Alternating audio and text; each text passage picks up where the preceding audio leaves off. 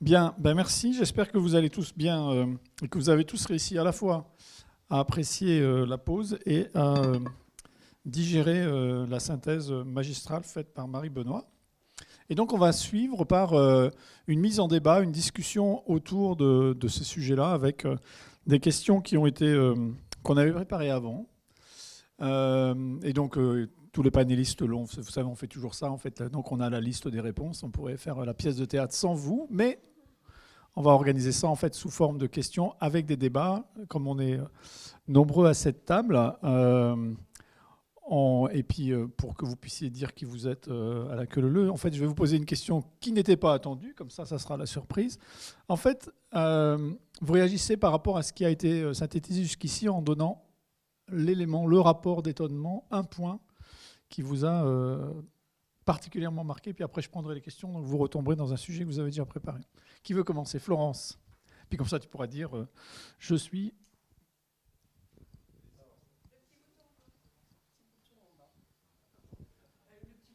Oui, ça doit marcher.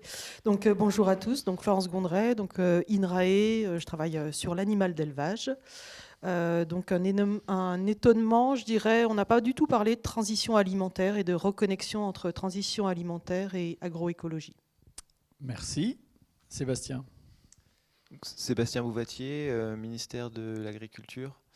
Moi, ce qui m'a surpris, c'était l'ordre des thèmes que les gens ont mis en premier par rapport à la définition FAO, les différents critères de définition de l'agroécologie par la FAO, de voir que c'était en avant les éléments de co-construction, de partage de connaissances, des éléments sociaux, etc. J'aurais pensé que les éléments plus directement environnementaux seraient sortir en premier. Voilà. D'accord, merci beaucoup.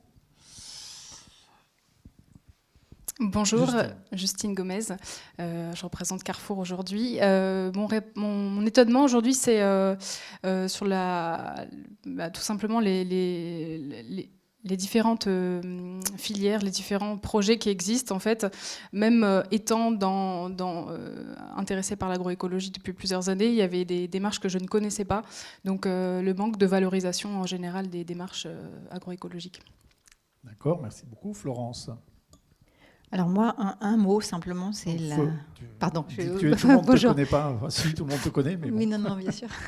Florence Pradier, donc directrice générale de la coopération agricole, qui est la fédération qui rassemble toutes les coopératives agricoles de France. Donc on en a vu quelques-unes dans la présentation de ce matin. En tout cas, quelques démarches portées par des coopératives. Moi, ce qui m'étonne, ou en tout cas ce qui m'intéresserait de creuser par rapport à l'étude qui est faite, c'est qu'on voit bien la dimension temporelle. C'est souvent un axe en abscisse des diagrammes qui ont été présentés. On voit assez peu la dimension de l'espace, du volume, c'est-à-dire des quantités qu'on est capable de faire avec ce type de démarche-là. Et à mon sens, c'est un vrai sujet dans la massification de l'agroécologie. Merci. Alison.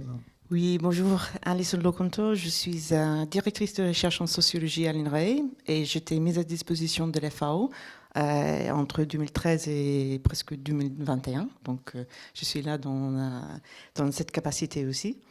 Pour moi, c'était aussi quelque chose en lien avec cette définition des principes de l'agroécologie. Et j'étais un peu surprise par rapport à la question du fait que la diversité n'était pas très mentionnée, parce que dans nos études que nous avons faites au sein de la FAO, la diversité, c'était toujours le principe le plus important, en fait, qui est sorti dans les systèmes de production. Donc ça, c'est vraiment une surprise pour moi, et peut-être il y a quelque chose à voir avec les labels et la façon dont les producteurs et les filières sont organisés ici. Merci. Louis-Georges.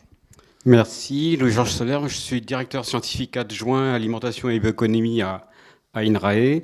Peut-être 2 points par rapport à ta question, Christian. Non, un seul. Pardon ? Un seul. Un seul. Alors, un seul. Je dirais le deuxième tout à l'heure. Un seul, c'est peut-être la diapo de Marie Benoît avec les 28 initiatives qui sont quand même très, très, très, très hétérogènes. Et au fond, la question que je me suis posée, mais est-ce que l'agroécologie existe vraiment ? Au fond, qu'est-ce que c'est que le point commun au fond, derrière toutes ces initiatives. Alors, c'est une ambition environnementale probablement, mais quoi d'autre en termes d'agroécologie? Oui. Merci beaucoup. Alors, merci pour le tour de table qui vous a permis de voir qui est sur la scène. Alors après, donc il y a un certain nombre de questions et on va les organiser sous forme de dialogue. Donc, les questions ne sont posées qu'à deux. Les autres vont devoir ranger leurs freins jusqu'à ce que leur tour arrive. Donc, la première question sera pour Florence et Louis-Georges. Donc, quand on pose la question telle qu'elle était posée aujourd'hui, agroécologie et marché, en fait, on rend explicite une tension entre l'importance, et Marie Benoît l'a souligné, l'obligation de faire évoluer, parfois radicalement, sous la demande de parties prenantes qui était mentionnée, faire évoluer des pratiques, des modes de production, mais aussi répondre à un marché alimentaire, la question aussi que Florence reprenait, qui n'a pas forcément, lui, envie de changer. Et donc, d'où la question de savoir qui peut initier et piloter la transition, ça a été mentionné, l'aval, l'amont, co-construction, sachant que, comme disait Alain dans une de ses questions, il faut bien qu'il y en ait un qui commence. Et au milieu de ça, il y a le rôle de l'industrie de transformation, qui n'est pas forcément toujours très explicite. Donc, l'œuf, la poule, la coquille, le jaune d'œuf. Louis-Georges, Florence, qui veut commencer? Vous avez chacun, il y a 2 micros, donc vous pouvez... vous n'êtes pas obligé de vous disputer en plus. Allez-y. Ouais, j'aurais préféré laisser la parole à l'INRA avant moi, sans doute beaucoup plus expert que moi sur le sujet. Non, évidemment, ces questions de transition, elles doivent s'appréhender sur l'ensemble d'une chaîne alimentaire. C'est-à-dire que ça ne peut pas se prendre par un bout et pas par un autre. En tout cas, nous, c'est la conviction qu'on a, parce que les coopératives, elles ont cet atout de mettre en lien une production et un marché. En fait, c'est ça la vocation première d'une coopérative, c'est bien de mettre en adéquation un marché avec une production. Et c'est bien dans ce sens-là que je le prends, parce que on a pendant trop longtemps pensé que c'était facile d'écouler des productions. Et on a produit pour produire sans s'intéresser forcément à ce qu'il y avait au bout du bout et en cherchant à écouler le plus possible. Je pense qu'aujourd'hui, dans le concept d'agroécologie et d'une façon générale, la question de la réponse de la production agricole à des besoins de marché qui existent aujourd'hui, c'est un enjeu. C'est-à-dire ne pas être en flux poussé, mais être en flux tiré, c'est-à-dire à répondre aux attentes des marchés et organiser la production agricole pour se mettre face à ces marchés-là. Pour nous, ça, c'est un enjeu qui est clé. Et évidemment, ça veut dire que le marché, il doit avoir de l'appétence pour le mot agroécologie.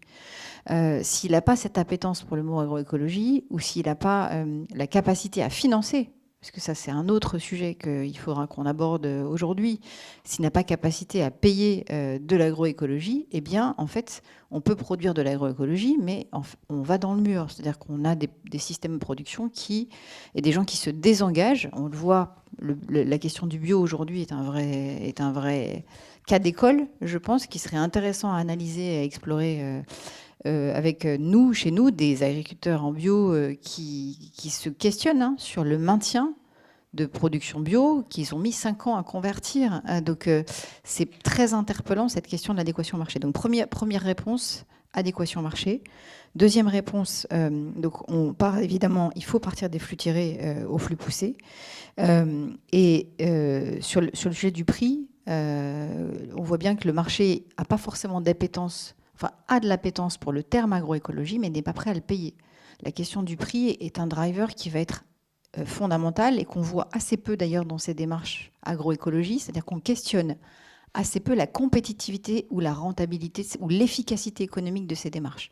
Et remettre de l'économie dans ces filières ou dans ces démarches-là, c'est un vrai enjeu, je pense, pour arriver à faire progresser le sujet.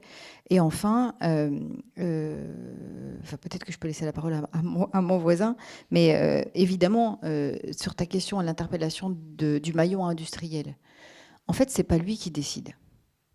En tout cas, assez peu. Il est dans l'entre-deux.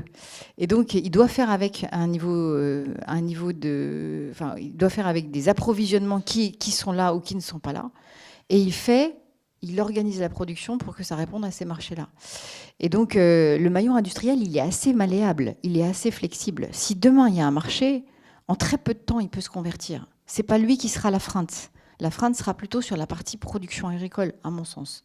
Mais pour moi, c'est pas un sujet. C'est pas le bon sujet, la question du maillon industriel. S'il y a un marché, s'il y a de la valeur à faire, il n'y a aucun problème. En moins de quelques mois, vous pouvez réadapter des chaînes de production pour pouvoir le faire. Fabriquer des étiquettes, ça se fait assez facilement. Vous voyez ce que je veux dire? C'est-à-dire que les deux questions à traiter qui sont, à mon sens, clés, c'est le marché et la compétitivité sur le marché, et la capacité du monde agricole à pouvoir produire selon ces exigences-là. Merci. Louis-Georges. Merci. Mon commentaire va prolonger ce que vient de dire Florence Pradier. Alors, moi, j'identifie deux difficultés pour commencer. La première, c'est au fond la difficulté à désigner aux consommateurs c'est quoi l'agroécologie et c'est quoi un bien agroécologique. On sait très bien que pour construire un marché, il faut être capable de désigner les caractéristiques des biens en question ou la manière dont ils sont produits. Et vu l'hétérogénéité à laquelle on a à faire face, je pense qu'on a un premier souci qui est celui-là. C'est celui de savoir ce que c'est, comment on le désigne, cet objet-là, au consommateur, si tant est qu'on veut, in fine, avoir une rémunération du côté du marché final. La deuxième, c'est celle que vient de dire Florence, c'est au fond la tension entre les coûts de production et les prix. Et si l'agroécologie, c'est une baisse des rendements, on voit bien que ça veut dire une augmentation des coûts de production unitaire, et donc il y a le problème de l'adéquation entre des coûts de production et des prix. Et donc dans ce contexte-là, et si on fait référence au schéma de Marie Benoît et de la diapo où il y a toute l'initiative, il me semble que du coup, il y a en termes de porteurs, ou en tout cas de drivers possibles de la dynamique, il y a trois options. Il y a une première option, c'est les marques. Au fond, on voit bien que derrière un certain nombre d'initiatives, la démarche, elle est portée par des marques. Alors ça peut être des marques de distributeurs, ça peut être des marques d'industriels, ça peut être des marques de coopératives éventuellement. Mais en tout cas, c'est porté par des marques parce qu'à travers la marque, on embarque une communication qui ne se réduit pas à une ou deux ou quelques pratiques agroécologiques qu'on a intégrées dans un cahier des charges, mais qui va être plus globale, en fait, intégrée plus en termes de réputation de la marque, en termes d'image de la marque. Et du coup, on va croiser là avec ce qui est évoqué en termes de responsabilité sociale et environnementale. Et puis du coup, la valorisation auprès du consommateur n'est pas forcément en termes de différenciation liée à la pratique agroécologique en question, mais à la valorisation de la marque elle-même. Donc il y a une première logique qui me semble être celle des marques qui embarquent, d'une certaine manière, des composantes de l'agroécologie, mais qui sont un élément de la valorisation par la marque finale.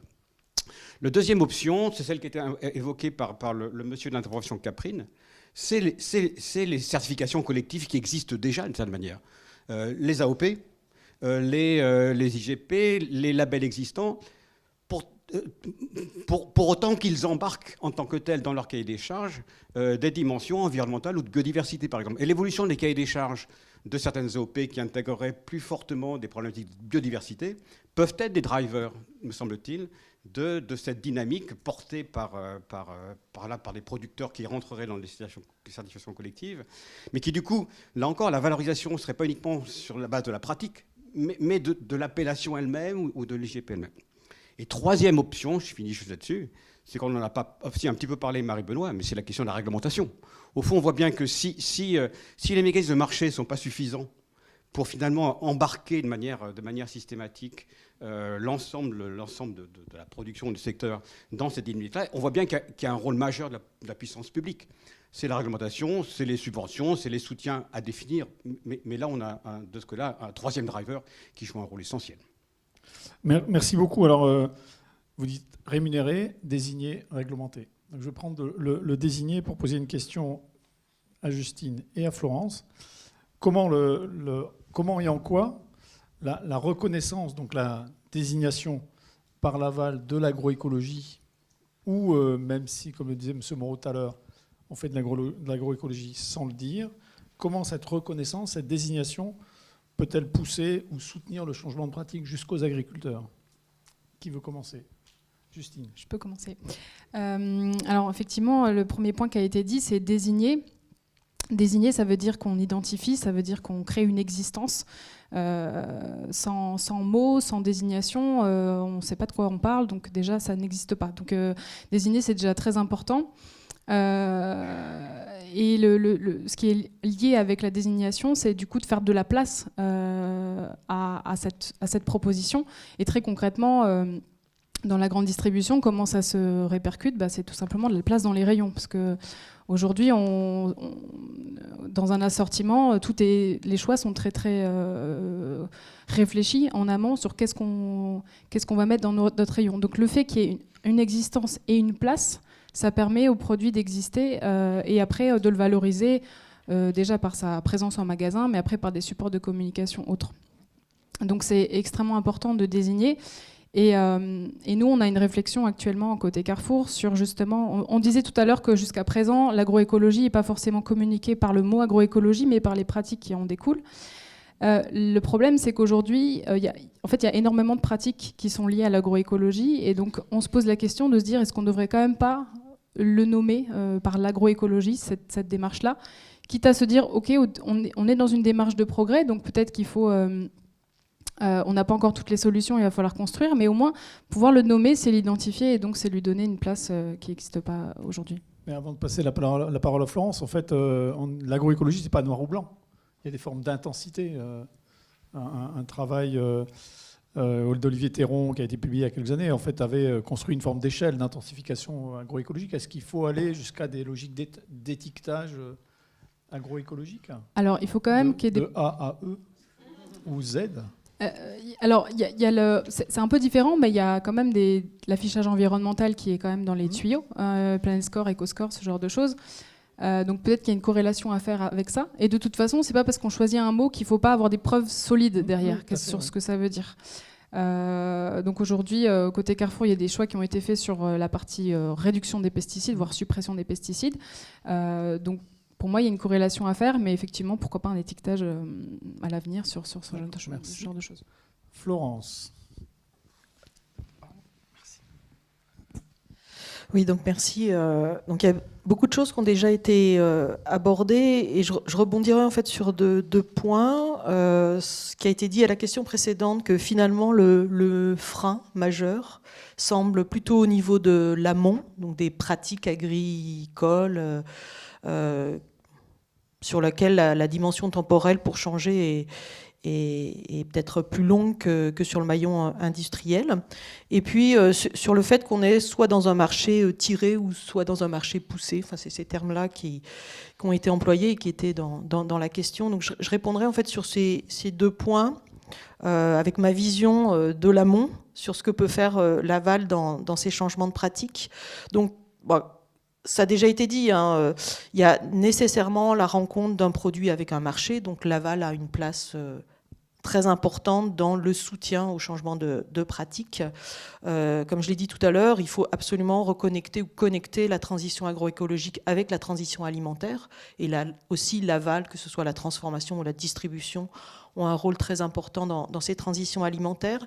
Il y a quelque chose qu'on n'a pas abordé pour l'instant et qui a été un peu abordé tout à l'heure dans la présentation générale, c'est que quand même on est pour l'amont dans un changement de paradigme fort, c'est-à-dire qu'on va avoir des produits nettement moins normés, avec une grande diversité de pratiques, mais aussi une grande variabilité au sein d'un même produit, et que cette variabilité, il va falloir que le consommateur l'accepte. Et c'est là où sans doute l'aval, alors que ce soit par de l'affichage, de la promotion, ça on peut en discuter après, mais en tout cas un rôle de soutien fort pour que cette variabilité soit acceptée alors qu'on est aujourd'hui dans un monde de produits normés. Donc ça, c'est au niveau du soutien.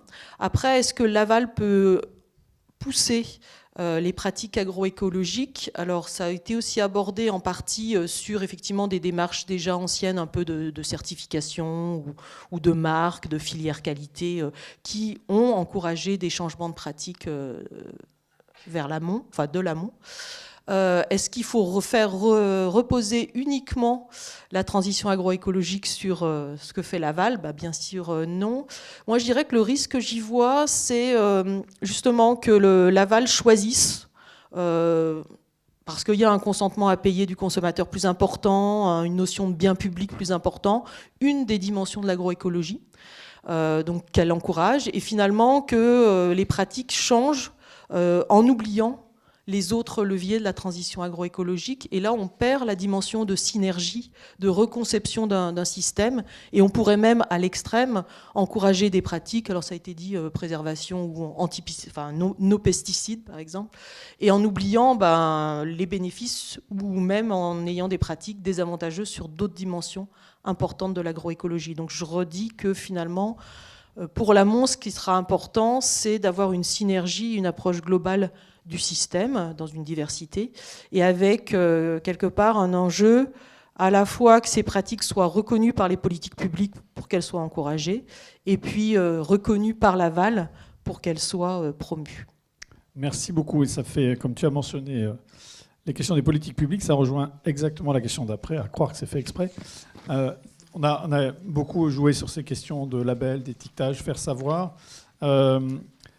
Marie-Benoît le disait aussi, en fait, il y a des endroits, il y a des formes de foisonnement qui font partie en fait, du processus créatif pour penser le futur. Comment la puissance publique peut jouer un rôle d'encouragement ou de garde-fou, donc en gros de tiers de confiance dans ce foisonnement de démarche. Donc ça, c'est une question pour Sébastien et en dialogue avec Florence. Merci pour cette question. De fait, à la base de tous ces labels, il y a effectivement un enjeu de différenciation. Donc, par essence, ça contribue à un certain foisonnement. Et on a vu que c'est pas forcément que négatif, ce foisonnement, parce que c'est aussi une possibilité d'expérimentation, de tester des choses différentes, de vouloir répondre à des choses différentes. Et donc, cette liberté ou cette capacité d'innovation, elle est aussi importante. Après, il y a bien évidemment le côté pile ou le côté face de l'autre côté de la pièce, qui est que derrière, il y a un risque à la fois de perdre et le consommateur et les agriculteurs. Le consommateur par manque de lisibilité, et puis l'agriculteur par des sollicitations de systèmes très divers, de règles très diverses, que lui a in fine à intégrer dans son système d'exploitation. Et c'est là que peuvent jouer un rôle effectivement les labels publics, qui sont en nombre plus limité, qui sont un peu je ne sais pas si ce sont des phares, mais un peu des référentiels qui se positionnent dans le marché, qui essayent aussi de tisser des liens. Enfin, il y a eu l'exemple qui a été évoqué de HVE, donc le niveau 2 de la certification environnementale, les notions d'équivalence. Donc cette envie ou ce souhait à travers ces instruments d'offrir à la fois des choses très lisibles sur le marché, et puis qui en même temps permettent à des gens de se rattacher, de se positionner et donc de simplifier un peu la vie pour les agriculteurs pour rentrer dans cette démarche de transition.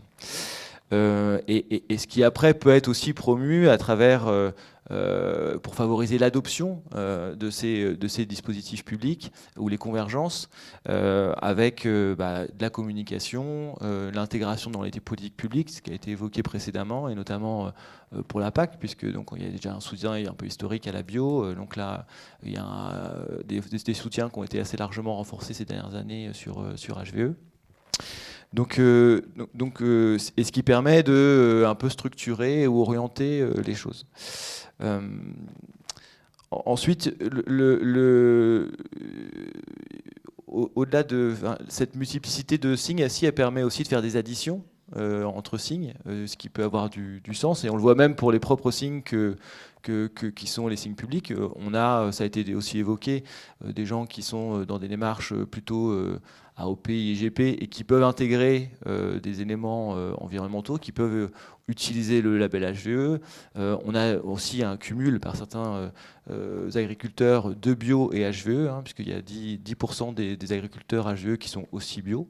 Et donc ce qui permet aussi de compléter l'histoire et s'intégrer dans une démarche de communication auprès du consommateur. Merci beaucoup. Florence? Peut-être moi une réaction un peu basique, mais je pense qu'il vaut mieux trop que pas assez sur ces questions-là, en ce qui concerne les labels, parce qu'on voit que derrière chaque label, il y a une filière qui s'est construite, même si l'échelle est petite, même si disons que ça bouge. Et en fait, pour créer de la valeur, il faut faire de l'innovation. On sait bien ça. C'est-à-dire qu'une façon de se différencier ou de se démarquer, c'est bien de continuer à innover ou de continuer à amener des choses un peu nouvelles sur le marché. L'agroécologie a un formidable champ exploratoire en la matière. Et donc, effectivement, il y a beaucoup de labels. Effectivement, il y a sans doute un sujet qu'il faut qu'on arrive à appréhender un peu mieux, c'est est-ce que le consommateur s'y retrouve? Mais est-ce que c'est vraiment la bonne question? Est-ce que la question n'est pas de dire, finalement, s'il y a plein de labels et que ça contribue à faire progresser d'une façon quantitative des volumes qui seraient mieux produits de façon plus durable, répondant à des règles un peu plus vertueuses. Et je mets quand même des guillemets sur les mots plus, parce qu'on a quand même en France un niveau de production qui est assez bon, en fait, et même très bon en matière d'attention ou de respect. Et c'est lié à la puissance publique aussi, hein, quelque part. Hein. Je pense qu'on a des normes qui sont assez exigeantes, et même très exigeantes, plus exigeantes que dans d'autres pays européens. C'est important de regarder ça. Aussi de ce point de vue-là. Donc on a un niveau de production qui est extrêmement bon sur une échelle de valeur donc normative en France, un marché qui, lui, n'en a pas toujours conscience. Ça, c'est quand même un sujet qui est une foisonnement de labels. À partir du moment où il contribue à faire progresser, finalement, la démarche de progrès, en fait. Hein. On arrive à faire mieux, on innove, on s'améliore, on s'engage à. Eh bien, pour moi, ça fait partie des éléments qui sont importants. Peut-être, si je reprends une étude Union européenne de l'été, il y a en Europe à peu près 200 labels qui existent sur des produits alimentaires. Donc effectivement, ça fait un foisonnement. Et je parle bien de l'Europe parce que je pense que cette question d'Europe, elle doit être adressée aussi. Et on est bien obligé de regarder le sujet à l'échelle européenne et pas uniquement franco-française ou territoriale.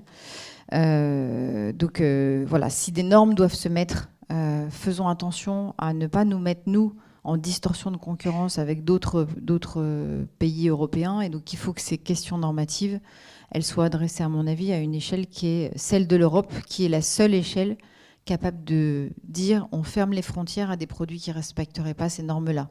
En fait, on ne peut plus le faire à l'échelle franco-française et du coup, ça bannit la possibilité qu'on a, nous, aujourd'hui, de mettre des cailloux dans les chaussures de nos producteurs, là où le producteur du pays voisin à 50 km en Belgique n'a pas du tout les mêmes chaussures.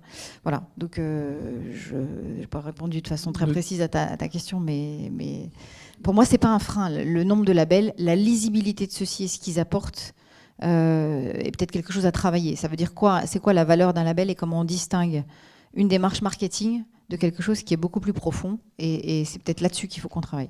Non, ce que je voulais dire, il ne faut pas dire de mal de Belges. On a un représentant de ce beau royaume dans la salle, donc attention. En fait, la question suivante, elle est quelque chose que moi je trouve toujours paradoxal, c'est qu'il y a des signes de qualité qui fichent des choses alors qu'on doit être dans une logique de progrès. L'exemple pour moi le plus classique, c'est ce qui se passe sur les vins d'appellation d'origine, les AOC, où en fait on a aujourd'hui des listes de cépages qui sont autorisés et qui s'avèrent tous être parmi les plus sensibles aux maladies.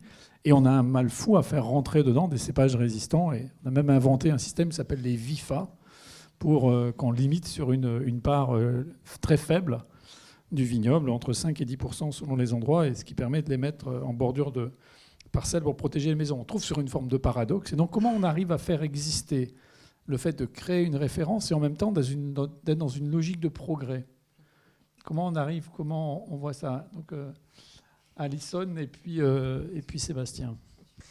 Oui, merci. C'est une bonne question. Et cette question, effectivement, répond un peu aux défis qui existent actuellement avec les réglementations et les labels qui sont établis avec leur cahier des charges dans des institutions un peu en haut, qui arrivent auprès des producteurs, où ça devient quelque chose qu'il faut suivre, il faut être conforme, il faut être contrôlé par un extérieur.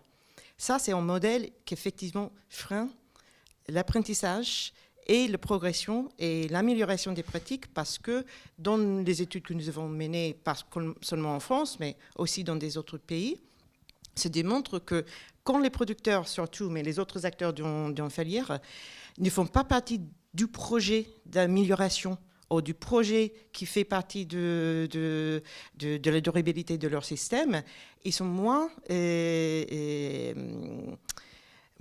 intéressés pour changer les pratiques et faire la transition. Et alors, les modèles qui sont en essor en France qu'on s'appelle les Bio+, et aussi dans des autres pays avec des systèmes de contrôle qui sont plus participatifs, où il y a un contrôle majeur avec autour des cahiers des charges. Et ça, c'est ce qu'on voit avec cette émergence des marques, effectivement, qui explosent. Sont des approches que, effectivement, sont des approches d'apprentissage, c'est-à-dire il y a un collectif qui se met ensemble pour créer des pratiques qui sont jugées bonnes pour l'environnement, l'agro-environnement local, et qui s'investit pour améliorer les pratiques à l'intérieur. Et donc, les systèmes de contrôle qui sont mis en place sont plus flexibles. Et ces approches, les systèmes participatifs de garantie, mais aussi des autres approches qui sont menées par des coopératives et aussi des autres autorités dans différents pays, il y a cette possibilité de permettre de la progression et pas seulement d'être conforme à quelque chose qui entre d'ailleurs du collectif. Merci. Sébastien, regard complémentaire, croisé, accord, désaccord? Non, mais à la fois accord et désaccord, d'une certaine manière. En tout cas, je vais parler plutôt pour les systèmes publics, enfin, les labels publics. À la fois, effectivement, le fait qu'ils soient basés sur des cahiers des charges, en plus, s'agissant de labels publics définis dans des cadres soit européens, nationaux, donc des grandes concertations, etc. Ce sont des choses relativement peu agiles, qui vont faire l'objet de mise à jour forcément, mais relativement espacées. Donc, de fait, on peut y voir une certaine forme de rigidité et qui vont à l'encontre d'un progrès plus fluide et continu. Mais en revanche, c'est aussi la clé de toute. C'est ce qui fait aussi toute la valeur de ce dispositif, puisqu'on a vu qu'au cœur de l'utilité de ces labels, il y a quand même une promesse qui est faite et une promesse qu'il faut tenir. Et donc, derrière ces cahiers des charges qui sont relativement stables, il y a aussi une question. Déjà, ils sont transparents, c'est-à-dire qu'il y a une transparence vis-à-vis du contenu de ces cahiers des charges. Là, on a vu que vous n'avez pas eu accès à tous les cahiers des charges. Donc, qu'est-ce qui est vendu exactement comme promesse? Au-delà d'étiquettes, personne ne sait. Donc il y en a qui savent quand même. Non, il y en a qui savent, oui, mais le consommateur. Pas celui qui achète, oui. Voilà. Donc, de fait, ce cahier des charges stable, c'est aussi une question déjà de transparence. Et puis, par ailleurs, c'est une question aussi de praticité pour l'agriculteur, parce qu'il doit adapter un certain nombre de pratiques, etc. Il va être contrôlé derrière, parce qu'il y a aussi donc, des systèmes de contrôle qui sont présents et associés de manière systématique dans les labels publics, et qui donc contribuent à une question qui est à mon avis clé, qui est celle de la confiance dans ce que peuvent apporter ces labels. Donc, on peut le voir comme un frein, mais à mon avis, ça répond avant tout à une question à la prioritaire de confiance et puis de praticité pour le système qui ne peut pas tout le temps s'adapter, bouger tout le temps. Après, pour autant, est-ce que ça veut dire qu'une fois qu'on a fixé un label public, il ne peut plus jamais faire l'objet d'une mise à jour? Ça, c'est pas le cas. On voit qu'on a des mises à jour. Alors, on peut peut-être considérer qu'elles ne sont pas assez fréquentes, qu'elles sont trop lentes, qu'elles ne sont pas assez ceci, pas trop cela, etc. Et on a vu d'ailleurs des positions un petit peu différentes sur la perception, notamment de l'HVE, selon les uns et les autres. Mais on arrive à faire des mises à jour. La preuve, c'est que donc, typiquement, cette année se traduit par la mise à jour du référentiel HVE.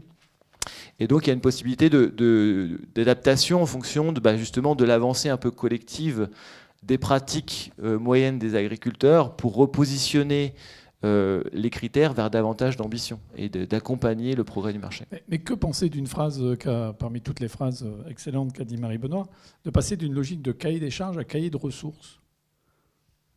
C'est un jeu c'est jouer sur les mots ou c'est beaucoup plus profond que ça? Enfin, on pourrait dire, après tout, on n'a qu'à lui poser la question, mais non. Sébastien, c'est pour vous la question. Une nouvelle fois, je pense que... alors, je n'ai pas forcément eu le temps de mener toute la réflexion qui aurait à mener sur cette notion de cahier de ressources, donc je ne veux pas forcément avoir une réponse totalement définitive.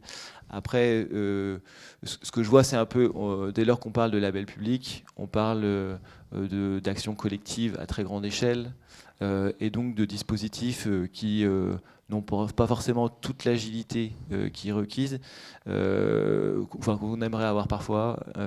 Et puis on a aussi justement la responsabilité de tous ceux qui sont dans ce dispositif de pas forcément à la fois tout le temps vouloir changer, et puis aussi une exigence forte de lisibilité vis-à-vis du consommateur. C'est-à-dire qu'on est toujours de dire c'est quoi exactement que vous prenez. Et dès lors qu'on est sur des potentialités, de la différenciation à l'intérieur d'un système, on perd peut-être un peu ce qui fait la valeur de ces référentiels publics par rapport à la confiance, une promesse relativement univoque.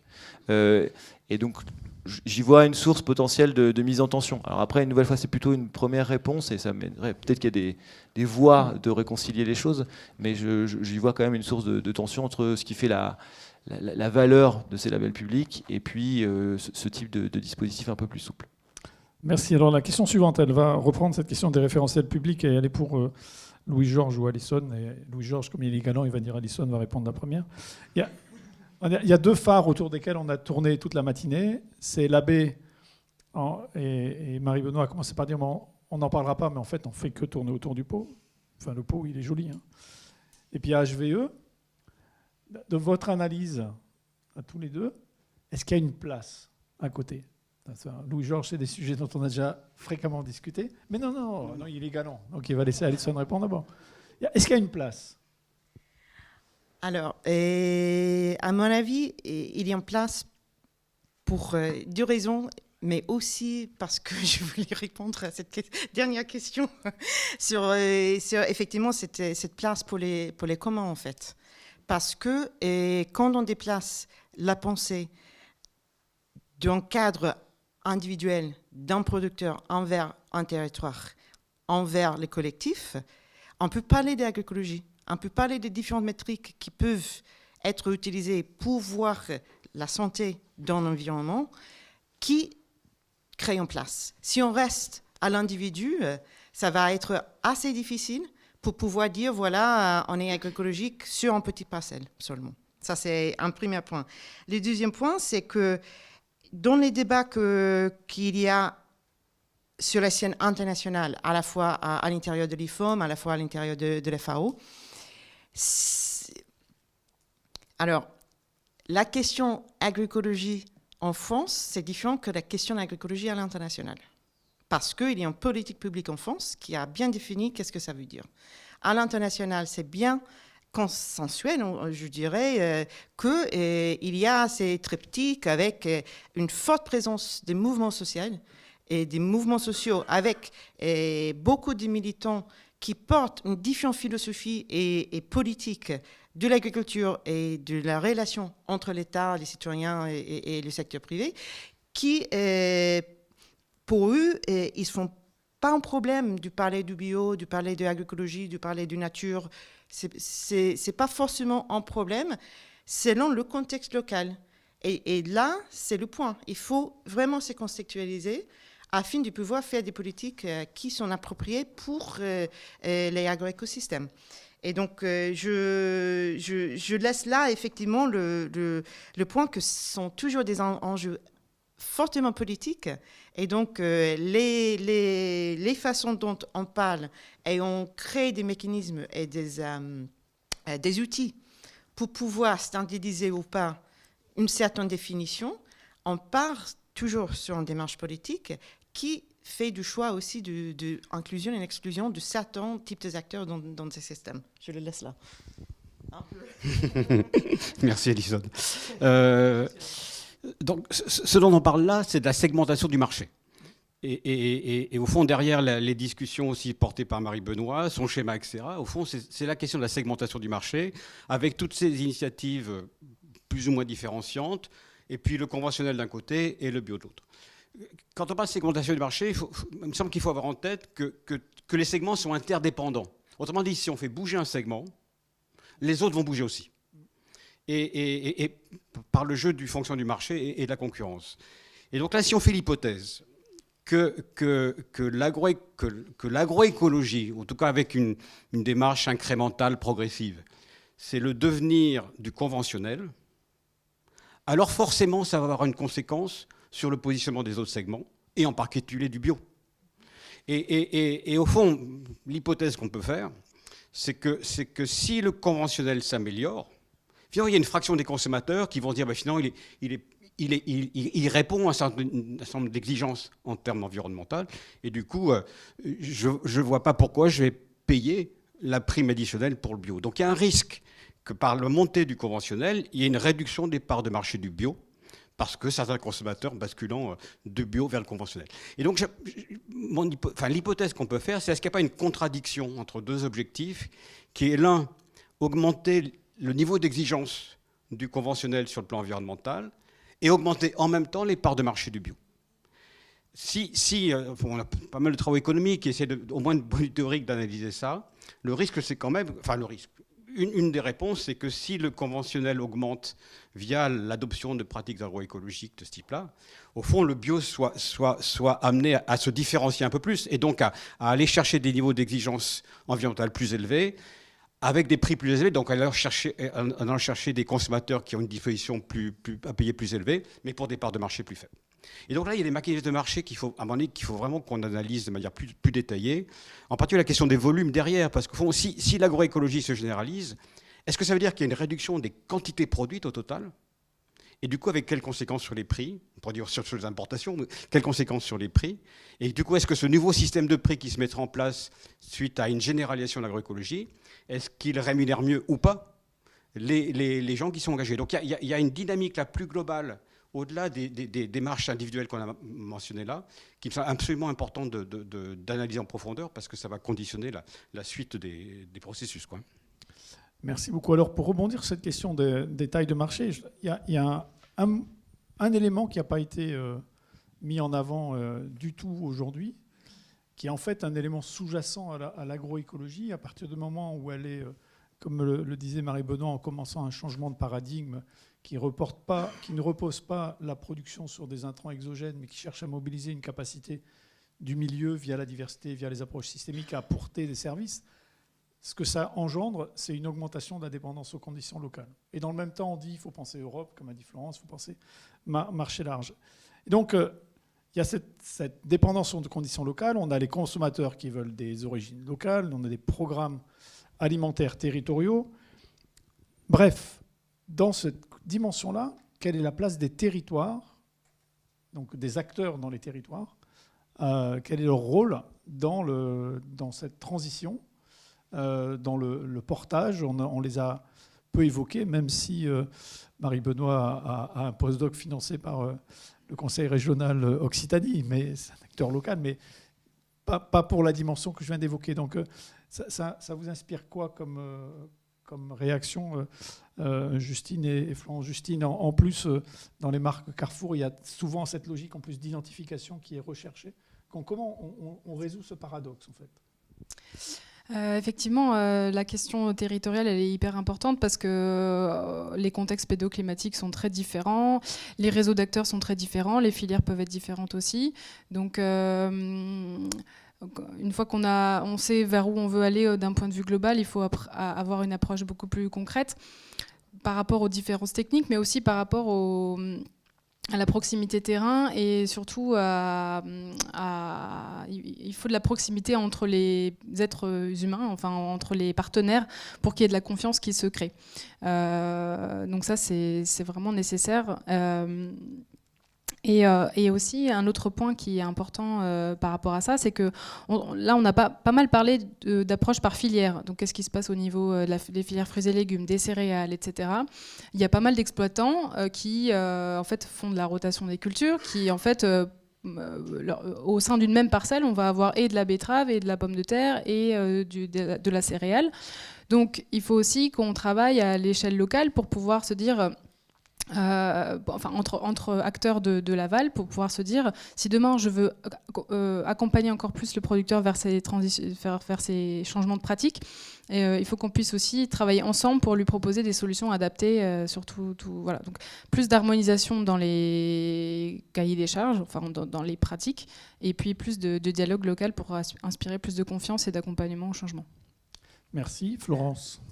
Oui, alors comme tu l'as dit, je pense que le ou les territoires ont un rôle fondamental dans la concertation et l'engagement des acteurs dans la transition agroécologique, ne serait-ce que parce que si on revient à la définition de l'agroécologie telle qu'elle a été donnée là par la FAO, hein, et tu l'as rappelé, il y a ces notions de réduction des intrants, de bouclage des cycles de matière, de recyclage, de reconnexion pour gérer la biodiversité entre donc, les filières animales, les filières végétales au sein d'un territoire. Alors après, la question que ça pose, c'est quoi le territoire? Et donc on l'a déjà un petit peu abordé entre la France, l'Europe, etc. Dans cette notion, alors moi je ne suis pas socio-économiste, hein, donc je ne donnerai pas la définition du territoire, mais il y a un élément peut-être nouveau qui émerge depuis quelques années, qui sont les projets alimentaires territoriaux, donc les PAT. Alors j'ai fait un peu de biblio, hein, il y en a 400 aujourd'hui reconnus en janvier 2023 par le ministère. Et je pense que ces projets alimentaires territoriaux, en tout cas c'est une chance pour peut-être rendre plus lisible ou visible l'agroécologie au niveau des consommateurs. Sur plusieurs points. Déjà, ça va faciliter la définition de qu'est-ce que c'est que le local, puisque ces plans alimentaires territoriaux, ils ont une définition géopolitique, alors qui est de dimensions très très diverses selon les plans qu'on regarde. Hein. Ça peut aller d'une petite métropole à un petit département. L'autre chose importante, je pense, dans les PAT, c'est la gouvernance. Donc on l'a vu dans les définitions de l'agroécologie, la gouvernance responsable qui va fédérer les acteurs. Et cette fédération d'acteurs, elle se fait autour de la question de l'alimentation. C'est la définition du PAT, mais elle se fait aussi souvent autour du partage de biens communs qui sont un petit peu différents de l'alimentation. Alors ça peut être l'eau, hein, selon les PAT. Et donc on voit que là, on aborde différents piliers de la transition agroécologique. Alors évidemment, on ne va pas pouvoir tout faire peser sur les PAT et si on est dans un objectif de montée en gamme de l'agriculture conventionnelle vers l'agroécologie, il faut dépasser ça. Donc se pose quand même la question si on recible tout sur le territoire, sur la dépendance aux conditions locales, donc au contexte pédoclimatique. Je pense que c'est illusoire de penser qu'on va pouvoir tout produire sur un territoire. Donc ça, quelque part, pose la question des circuits courts, donc qui sont aujourd'hui bien définis au niveau du ministère, mais finalement plutôt des circuits locaux qui permettent un peu de transcender la question de circuits courts ou de filières longues. Donc finalement, je pense que peu importe. L'idée, c'est que effectivement le territoire soit lisible ou visible dans la commercialisation qui sera faite des produits. Alors on a eu une intervention tout à l'heure qui nous disait que le label, l'identification produit en France est aujourd'hui très reconnue. Donc c'est un territoire, hein, qu'on peut opposer à territoire européen ou extra-communautaire.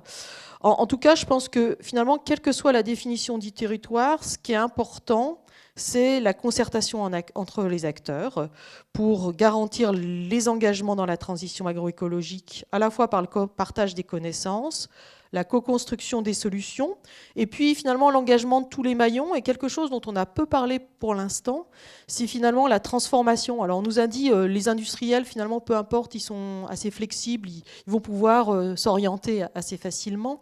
Mais dans la notion de territoire et agroécologie, je pense que ce qui va être important, c'est le redimensionnement finalement des filières de transformation qui sont indispensables pour connecter production végétale, production animale, coproduits, etc., à des petites entités qui sont adaptées aux échelles locales, adaptées au contexte pédoclimatique et qui ne sont pas des grandes structures de transformation. Et donc, je pense quand même que la transformation a un rôle aussi majeur entre l'amont et l'aval dans cette transition agroécologique au niveau des territoires. Florence, tu veux réagir par rapport à ça ? Vu que ce n'est pas exactement ce que tu as dit. C'est une excellente. C'est une excellente question, cette question-là. En fait, est-ce qu'on veut des toutes petites entreprises qui sont capables de transporter... Pas forcément toutes petites. Mais... Non, mais des petites usines. En fait, même aujourd'hui, nous, dans les coopératives, la question est posée. C'est-à-dire qu'il y a effectivement une question du local. Pourquoi ? Parce que l'appétence pour le local redonne... Il y a un lien ou un rapport de confiance entre le consommateur et la production.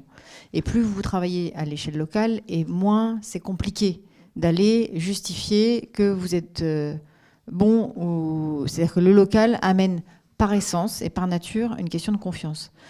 La démultiplication la démultiplication de démarches, effectivement, avec des échelles qui sont beaucoup plus locales et beaucoup plus petites, questionne aujourd'hui la façon dont l'industrie est organisée. Mais c'est pas tout à fait antinomique avec ce que j'ai dit. C'est-à-dire qu'on devra s'adapter et aujourd'hui, ça questionne une question... Enfin, ça questionne... ça va pas être si facile que ça parce que ça veut dire qu'il faut qu'on soit capable de décapitaliser. On a plein d'argent pour construire, on n'en a pas pour détruire. Et ça, c'est un vrai problème qu'on peut avoir, nous, en France, sur le plan industriel. C'est des entreprises qui ont des capitaux, qui sont des investissements qui ont été massifs, et on ne sait pas décapitaliser. Donc ça, peut-être que par rapport à ce que j'ai dit, je vais apporter une petite nuance, et on le voit bien dans notre vision de l'industrie du futur. La question du dimensionnement et de la taille est une question qui se pose. Mais il ne faut pas qu'on oublie deux choses. Et je vais prendre peut-être une métaphore qui est celle d'une carriole ou d'une charrette qui est tirée par un cheval. Si vous êtes sur le cheval et que vous avez un renne, des rennes, hein, il y a un renne, il y a un côté du renne qui est l'économique et l'autre côté qui est l'écologique. On pourrait dire ça comme ça. Si vous avez qu'un côté qui marche, la carriole, elle va tourner en rond. Et que ce soit que sur l'économique ou que sur l'écologique. Donc il faut bien faire fonctionner les deux en même temps, tirer en même temps sur les deux rênes pour que le cheval et la carriole, elle aille tout droit et qu'elle avance dans les transitions. Il faut faire attention à une chose, c'est que cette carriole, elle a un conducteur qui s'appelle l'agriculteur et que celui-là, il ne faut pas le perdre. Parce que si on le perd, en fait, on pourra avoir toutes les bonnes intentions du monde, ça ne marchera pas. Si on perd l'agriculteur, on perd l'industrie. Si on perd l'industrie, on perd définitivement l'agriculture. Vous voyez ce que je veux dire ? C'est-à-dire que c'est le maillon industriel et le maillon où si structurellement on n'est pas capable d'adapter et de garder nos industries chez nous, eh bien, on va perdre définitivement l'agriculture parce que l'agriculture ne pourra pas exister s'il n'y a pas l'industrie qui transforme les produits et qui les stabilise. Mais après, on va prendre les questions dans la salle. Je pense que ça aussi, on peut prendre le côté positif de l'histoire. On a quand même aujourd'hui, la France est un grand pays producteur, mais un grand pays exportateur de matières premières. Et donc ça peut aussi être une voie pour créer de la valeur ajoutée par la transformation dans des territoires. Certains territoires n'en ayant plus du tout. Mais moi, j'ai des entreprises qui aujourd'hui nous interrogent en nous disant qu'est-ce que veulent les pouvoirs publics ? Quelle est la stratégie française ? Est-ce qu'on veut des petites usines qui sont capables d'approvisionner en local ? Ou est-ce qu'on veut des structures qui sont capables d'alimenter le grand export et d'aller bien plus loin ? En fait, je ne suis pas certaine qu'il n'y ait qu'une seule réponse. À mon sens, il y a les deux. Mais il y a une vraie question et c'est des questions qui sont posées par des acteurs, des directeurs de coopératives, clairement. Puisque dans quelle direction vont-ils ? Quels choix doivent-ils faire aujourd'hui ? Merci beaucoup. Alors, quoi est-ce qu'il y a ici ? Oui, mais on peut prendre des questions pour la salle. Et puis, parce que ça fait 50 minutes que je l'ai fait griller. Donc, vous avez maintenant le droit de tenir le grill-pain. Alors, avez-vous une question dans la salle ou sur le chat ? Non, il n'y a aucune question. En fait, tout le monde est content. Alors, moi, je vais me donner la parole. Comme ça va donner... Tout au long de vos interventions, le mot « confiance » a été un fil directeur. Alors, ma première question, elle serait à Alison. C'est justement dans les démarches de comment elle se construit la confiance ? Parce qu'on voit bien ce que disait Sébastien, c'est dans la certification de l'État, c'est lui qui porte la confiance. Donc comment elle se porte cette confiance dans les démarches qui ne sont pas certifiées comme ça ? La réponse la plus courte, c'est le temps.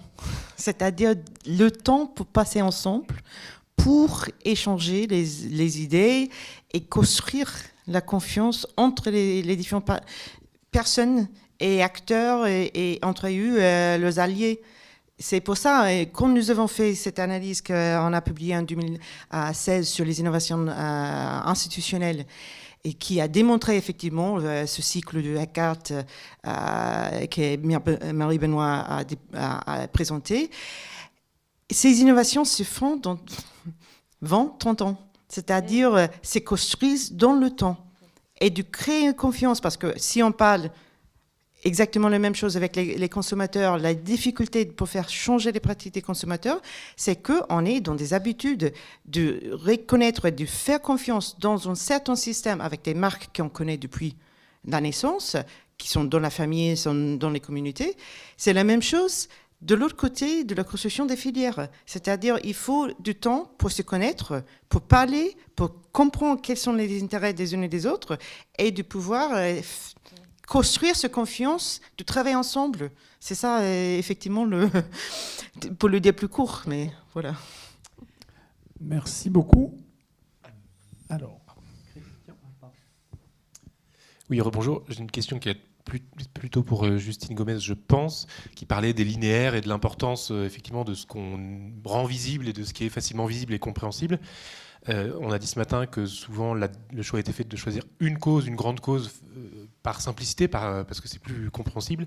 Est-ce que ça n'exclut pas du coup certaines causes de l'agroécologie ?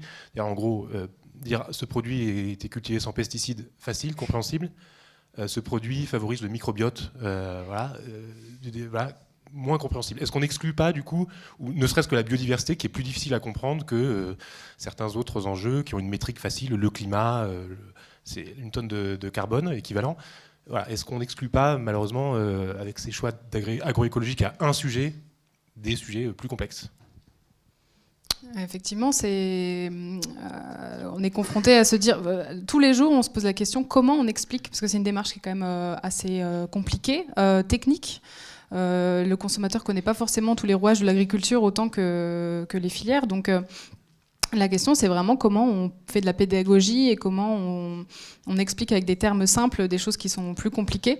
Et on ne veut pas non plus tomber sur des choses trop vagues ou on pourrait nous reprocher aussi de faire du greenwashing si on dit ça améliore la biodiversité. Voilà. Donc vraiment, il y a une difficulté qui est réelle dans les services de se dire comment on peut utiliser des mots qui soient à la fois des preuves tangibles, fortes, différenciantes du reste, et à la fois des choses globales. Et je pense qu'on a encore du travail à faire pour valoriser.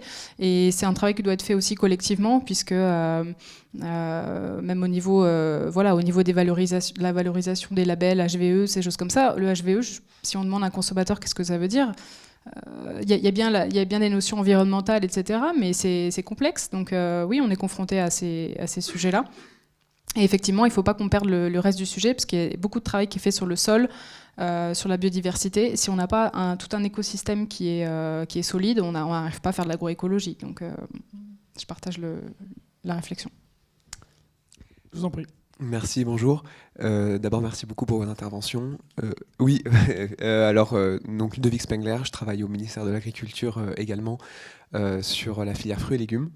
Et donc j'étais très sensible à ce qui a été évoqué sur effectivement combiner la transition agroécologique et l'aspect économique, justement, l'un qui ne pourra pas se faire sans l'autre. Et du coup, ma question, c'était aussi dans quelle mesure est-ce qu'on peut considérer que finalement la transition agroécologique, elle peut à terme être un vrai facteur de compétitivité, c'est-à-dire que ceux qui auront fait la transition le plus tôt et le plus complètement et le mieux seront in fine les plus compétitifs.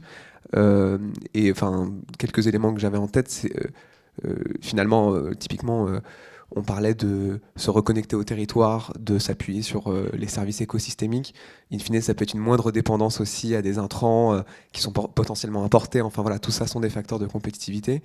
Et avec aussi la question des rendements qui a été évoquée, est-ce que finalement, si on va sur un système très complet avec des variétés locales résilientes, des cultures associées, etc., est-ce que même en termes de rendement, on ne peut pas atteindre une vraie compétitivité ?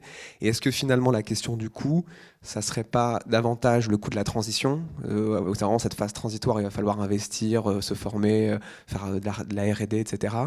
Est-ce que c'est pas là que se concentre le coût, mais à terme, ça peut être rentable, compétitif, etc. Voilà, merci beaucoup. Nous, on est convaincus, si la question s'adresse à moi, je ne sais pas si c'est ça, mais en tout cas, du côté de la coopération, on est convaincus qu'il ne faut pas qu'on lâche sur les volumes et que la transition écologique, elle doit se faire avec un niveau de production volumique au moins équivalent, si ce n'est plus important que ce qu'on est capable de faire aujourd'hui. Parce que, et l'exemple des fruits et légumes est particulièrement frappant, c'est-à-dire qu'on n'alimente pas aujourd'hui, on est incapable d'alimenter la France en fruits et légumes. Et ça, c'est comme une situation qu'on a vu progresser. Et quand on analyse un peu les causes, elles sont liées à des divergences de normes qui existent entre des pays qui aujourd'hui sont capables de produire à des coûts beaucoup moins chers des fruits et légumes, ou à des conditions qui ne sont pas les mêmes que nos producteurs ou nos maraîchers sur le territoire. Donc la solution n'est pas d'avoir je dirais 10% de la production française qui soit 100% agroécologique, mais qui n'alimente que 20% de notre production, de notre consommation, et d'avoir 80% d'importation. On voit bien que ça, c'est absolument inconcevable. Il faut bien qu'on soit dans une démarche où on arrive à continuer à produire en consommant moins et en produisant mieux. Consommer moins, il y a une logique qui est aussi une logique de partenariat. Et je pense que sur les fruits et légumes, c'est une réponse que j'aurais. On voit bien aujourd'hui les filières qui fonctionnent en filière et la circularité, ou en fait la complémentarité de certaines filières avec d'autres, qui, au niveau du maillon de la transformation, par exemple, est pas tout à fait, est pas encore une habitude ou un réflexe. Il y a des choses où on commence à voir se constituer des hubs dans lesquels les coproduits issus d'une production servent de matières premières ou d'intrants premiers à une autre production qui s'implante localement. Et ça, moi, je crois vraiment que dans l'avenir, les gains de compétitivité, on les fera comme ça. On les fera par de l'économie circulaire. Et on ne peut pas dissocier la compétitivité de ça. Les serres chauffées, il y a de la chaleur qui est perdue dans les usines. Il y a plein de chaleur perdue dans les usines parce qu'on n'a pas imaginé des systèmes permettant de récupérer. Ça arrive, hein. C'est-à-dire qu'aujourd'hui, la circularité est en train d'arriver à l'échelle de l'usine, à l'échelle parfois d'un territoire avec de la chaleur qui va réalimenter des réseaux d'eau chaude de villes. Mais demain, pourquoi pas les serres des maraîchers qui permettraient d'abaisser le coût de production de façon significative. Et ça n'a en rien, ça n'est en rien incompatible avec une démarche agroécologique. Mais ne pas considérer l'agroécologie en même temps que l'économie, c'est une erreur majeure parce que ça conduit au déclin de notre production agricole et c'est ce que personne n'a envie de voir aujourd'hui. Louis-Georges, tu veux compléter ? Juste un mot, parce que je suis d'accord avec vous qu'il faut arriver à raisonner en termes de dynamique du marché. Donc à prendre en compte les temporalités. Et si j'écoute les collègues agronomes qui disent au fond, on peut très bien arriver à terme à avoir des systèmes agroécologiques qui permettent, par des pratiques mises en place, de ne pas perdre des rendements. Sauf que c'est vrai à terme. Et donc il y a toute la temporalité là, et qu'au fond c'est cette phase-là qui au niveau individuel va peut-être avoir comme conséquence de perdre au début, mais pour retrouver ensuite, et qui est aussi conditionné par le fait que on trouve des équilibres vertueux à terme si tout le monde a bougé, en fait. Donc c'est à la fois une dimension de temporalité et une dimension de massification des éléments pour arriver au système vertueux. Et là, pour le coup, les mécanismes de marché ne sont pas forcément suffisants pour franchir ce cap-là. Et donc, encore une fois, ce que j'ai dit tout à l'heure, je pense qu'il y a un vrai rôle des politiques publiques dans cette phase de transition. Florence voulait rajouter quelque chose. Oui, c'était pour abonder dans le sens de ce qui avait été dit et quelque part à la fois la synergie nécessaire entre agroécologie et économie, et puis la question de est-ce que finalement l'agroécologie aura un coût supérieur économique au système d'aujourd'hui. Alors, je n'ai pas de réponse simple, je voulais juste aborder la question des filières animales, parce qu'on parle beaucoup fruits, légumes, ce qui est logique, hein, puisque finalement l'agroécologie, elle émane de l'écologie et plutôt du végétal, et qu'on a vu dans la présentation introductive que sa déclinaison aux filières animales, elle est peut-être plus compliquée, ou en tout cas, elle a été plus tardive. Donc moi, je n'ai pas de réponse sur est-ce que c'est plus cher ou pas, l'agroécologie. Je pense qu'en tout cas, ça nécessite d'être objectivé, mais clairement, le recyclage, le bouclage, la réduction des intrants, qui est au cœur de l'agroécologie, devrait faire que le coût économique, une fois effectivement passé la transition, ne soit pas forcément plus élevé. Juste quelques exemples. On a des systèmes agroécologiques dans les filières animales qui sont au contraire beaucoup plus simples que ce qu'on connaît aujourd'hui. Alors je vais donner l'exemple qui est cher à certains de mes collègues, qui est le pâturage pour les ruminants laitiers, que ce soit sur les caprins, comme on a entendu ce matin, ou sur les bovins. L'introduction des légumineuses qui permet de réduire les importations au soja, l'utilisation des coproduits, on en a parlé. Et même pour d'autres espèces où les formules alimentaires sont peut-être plus complexes, on est aujourd'hui au niveau, en tout cas de la recherche, capable de faire des optimisations des formules à la fois économiques et écologiques, donc avec ce qu'on appelle des éco-aliments, qui permettent de réduire les émissions de gaz à effet de serre, etc., tout en maintenant un objectif économique qui était au cœur de l'optimisation des filières. Donc, je pense qu'on est capable aujourd'hui d'avoir des systèmes agroécologiques qui sont rentables. Ce dont on n'a pas parlé pour l'instant, c'est quand même l'autre grand défi auquel on est confronté, qui est le changement climatique. Et là, ça va quand même impacter justement ces systèmes parce que finalement, on a peut-être moins de garde-fous. Ils sont moins optimisés, ils sont plus sensibles aux aléas locaux ou globaux. On n'a pas de marge de manœuvre pour corriger, ou moins facilement pour corriger. En tout cas, on dépend des leviers internes du système et pas des intrants exogènes. Et on sait que voilà, sur les productions végétales que j'ai citées, que ce soit les prairies, les légumineuses, etc., le réchauffement climatique peut avoir des conséquences assez importantes. Et donc, pour l'aval et puis les consommateurs, une nécessaire peut-être adaptation en termes de flexibilité sur ce qui sera produit en matière d'offres. C'est-à-dire que s'habituer à ce que par moment, on n'ait pas tel ou tel produit parce que les conditions pédoclimatiques ne sont pas optimales. Alors, on va passer la parole à Patrice et Valérie qui surveillent le chat. Oui, merci. Bonjour. Donc effectivement, on a quelques questions. Alors, à nouveau autour de la question des prix et des rendements, mais bon, là, je pense qu'effectivement, on a déjà eu des réponses de la part du panel, même si j'ai compris que ce n'était pas aussi simple de dire est-ce que les prix augmentent ou descendent et les rendements sont-ils maintenus ou pas. Il y avait quand même une question sur en lien en particulier avec l'actualité de se dire que est-ce que dans le contexte actuel d'augmentation de l'ensemble des coûts, est-ce qu'il n'y a pas un risque en lien avec l'agroécologie? Alors, qui est-ce qui répond? Qui a envie de répondre à ça? Florence. Je pense que c'est une vraie question. Et la question qui vient derrière, c'est au fond, est-ce qu'on est dans une phase transitoire, au fond, une phase inflationniste, et on va revenir à un régime ex-ante de prix, voilà. Ou est-ce qu'on est sur un mouvement un peu plus de fond et qui fait que les prix alimentaires, mais tous les prix, pas que les prix de l'alimentation, vont rester à des niveaux élevés. Il y a quand même plein de travaux maintenant qui quand même attestent l'idée que la transition écologique au sens large, pas que pour l'alimentation, va quand même rendre nécessaire des investissements colossaux sur plein de dimensions et augmenter les prix de tout.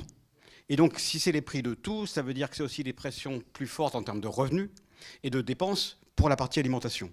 Et donc, on a quand même voilà, peut-être qu'on se trompe, mais si c'est vrai, ça veut dire que du coup, le positionnement prix de l'alimentation va rester un sujet majeur, peut-être pas pour certaines catégories particulières de la consommation, mais va rester un sujet majeur. Mais s'il y a une augmentation des coûts, c'est parce que tout compte fait, l'impact que l'on mettait sur le milieu, il a cette valeur-là, en fait. Voilà. Il faut quand même acheter à manger. Il faut acheter à manger.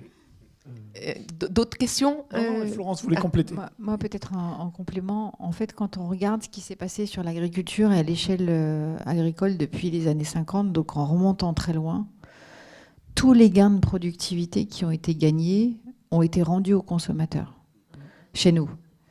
Et je dis bien chez nous. On a en France une particularité aussi, c'est d'avoir... donc on a une distribution qui est très concentrée. On a toujours fait attention à ce que le prix prix, en tout cas la question du prix et de la baisse des prix ou de la maîtrise des prix alimentaires fait que tout ce qui a pu être gagné a été redonné aux consos. On peut espérer qu'on soit rentré dans une phase où les gains de productivité soient rendus à l'écologie et non pas qu'aux consommateurs. Ça veut dire que socialement, il faut accepter que notre alimentation coûte plus cher. Et si on n'accepte pas ça, pour moi, c'est peine perdue. Pour moi, mais pas que pour moi, mais en tout cas, si on n'accepte pas que ça coûte plus cher, soit il faut qu'il y ait des ruptures technologiques qui nous permettent de produire pour le coup beaucoup moins cher. Et dans ces cas-là, c'est un peu le rôle de l'INRA et de tous les instituts de recherche de nous aider à avoir ces ruptures-là d'innovation technologique. Mais c'est pour moi une question de fond. C'est soit on accepte que l'alimentation coûte plus cher et que ces gains de productivité qu'on peut avoir avec les innovations soient rendus au profit de l'écologie ou de l'agroécologie, soit on parle dans le vide. Ok, alors, en ligne. Oui. Valérie ? Il y a d'autres questions en fait, qui tournent autour de la transformation des produits donc à partir des matières premières et de savoir finalement s'il n'y a pas un enjeu, et notamment de recherche, dont on n'a pas trop parlé, sur la transformation de ces produits qui vont être plus divers, peut-être plus complexes aussi. Je pense aux associations, aux champs de différentes variétés ou de mélanges, par exemple, céréales légumineuses, etc.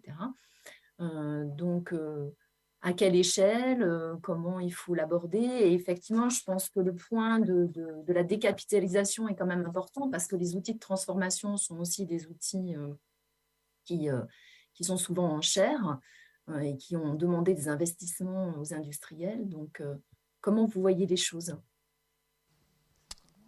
Je pense que c'est encore pour toi. Et s'il y en a d'autres qui veulent prendre le relais, n'hésitez pas. Compliqué à répondre à cette question-là. Peut-être sur le sujet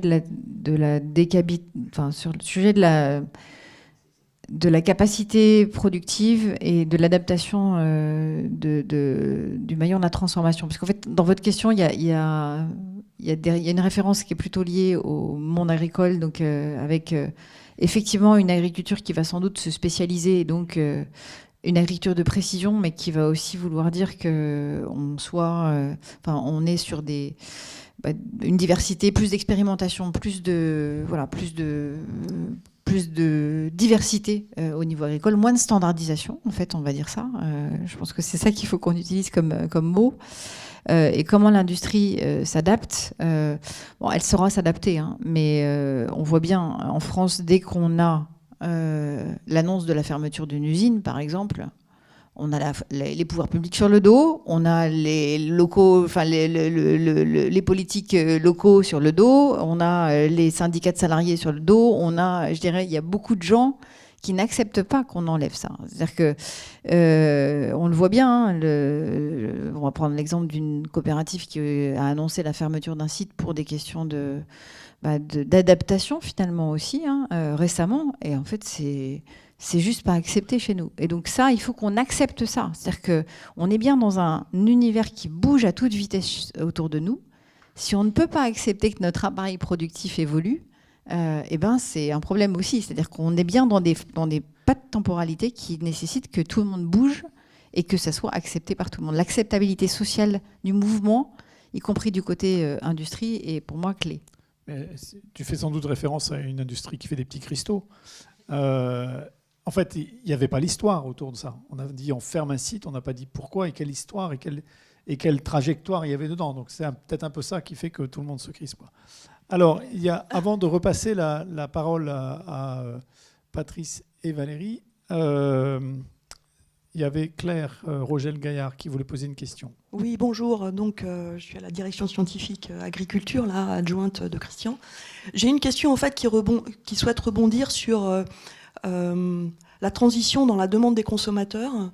C'est-à-dire qu'en fait, actuellement, ceux qui ont le pouvoir d'achat, ils n'ont pas été élevés avec toute l'ampleur du changement climatique, avec cette empreinte écologique qu'il faut réduire et tout ça. Donc au fond, ma question est sur comment vous projetez une transition de la demande des consommateurs en s'appuyant sur les nouvelles générations qui, au fond, auront le pouvoir d'achat dans peut-être, 10 ou 15 ans, auront une manière de considérer que l'alimentation peut coûter plus cher, ils l'acceptent. Et comment, au fond, cette part de changement dans l'éducation des nouvelles générations va contribuer aussi à la transition agroécologique, avec ce lien entre économie et production, comme ça a été bien souligné. C'est pas une question simple, parce que déjà qu'on a du mal à identifier les motivations de nos consommateurs dans la génération actuelle. Alors, donc comment ça marche ? On est très attentif, on fait des écoutes clients, on est attentif aux clients, mais c'est vrai que c'est très compliqué parce qu'on ne peut pas se baser que sur le déclaratif. On se base aussi sur des choses qu'on appelle des signaux faibles, des choses qu'on sent arriver dans les évolutions. C'est clair que la génération future, j'ai l'impression qu'il y a des choses très diverses qui arrivent, autant des populations très engagées vers la réduction de la consommation de viande, vers le véganisme, vers ce genre de pratiques. Il y a aussi encore beaucoup d'idées d'aller au plus vite, au plus simple, au moins cher. Donc j'ai l'impression que cette segmentation dont on parlait de marché, elle va continuer à exister. On va avoir autant de consommateurs qu'on va avoir de demandes et donc d'offres à remplir. Mais par contre, je suis convaincue que globalement, il y a une sensibilité à l'environnement, à l'écologie qui n'a jamais été aussi forte. La question du climat, elle n'a jamais été aussi présente. Ça fait partie des nouveaux enjeux, comment on crée des filières à bas carbone, etc. Donc il y a quand même une globalité qui va perdurer, mais je pense que ça va rester assez partagé entre les types d'offres au futur. Oui, juste pour compléter, je pense que fondamentalement, ça pose la question de comment on qualifie les pratiques agricoles et comment on informe le citoyen sur ces pratiques et leur pourquoi, et notamment sur le gain écologique et qui doit payer quelque part le gain écologique qui est fondamental. Donc, je pense qu'il y a vraiment une marge de progrès sur la communication des pratiques agricoles dans la démarche d'achat des consommateurs. Par rapport aux jeunes générations ou plus jeunes générations, il y a aussi quelque chose dont on n'a pas parlé, c'est la transition numérique, qui est quand même aussi au cœur des générations plus jeunes, qui permettrait peut-être alors à la fois un pilotage en amont de la variabilité ou en tout cas du risque de survenue d'un aléa environnemental qui permet de peut-être rebasculer assez rapidement un certain nombre de pratiques pour gérer l'hétérogénéité des produits ensuite pour la transformation et la commercialisation. Et puis pour l'information aux consommateurs avec tous les outils numériques qui permettent aussi d'informer, de pouvoir suivre quasi en direct ce qui peut être fait. Et il y a peut-être cette connexion entre transition agroécologique et transition numérique qui a à réfléchir aussi pour l'engagement vis-à-vis de ces produits-là. Patrice ? Oui, donc il y a effectivement quelques questions en particulier autour de l'étiquetage des produits, donc vous en avez déjà parlé, mais il y a quelques questions. Donc, en particulier, une personne qui s'interroge sur la notoriété des labels agroécologie. Une autre qui propose éventuellement, et ce qui a été déjà discuté ou proposé par Christian, d'un agro-éco-score. Et puis une troisième, c'est aussi le citoyen là-dedans. Et en posant la question, ou en tout cas en faisant le lien avec l'application Yuka qui permet effectivement aussi aujourd'hui aux citoyens de voir un peu ce qu'il y a dans les aliments et d'aller plus loin effectivement pour y inclure des aspects agroécologiques. Alors qui a envie de répondre à ça ? Alison. Oui, juste pour dire que effectivement ces éléments et je soutiens complètement le sentiment qui était exprimé avant sur le besoin de voir la transition numérique avec la transition agroécologique et aussi nutritionnelle, alimentaire, parce que ces labels agroécologiques, moi je ne sais pas s'ils sont... Et c'est la personne qui a posé la question faisait référence à l'HVU, qui est entre guillemets le label agroécologique, au label qui est porté aux marques privées, porté par des collectifs, des coopératifs, que réclament le mot agroécologie dans leur propre label. Je ne sais pas quel était le point de la question, parce que ce sont des labels très différents, effectivement.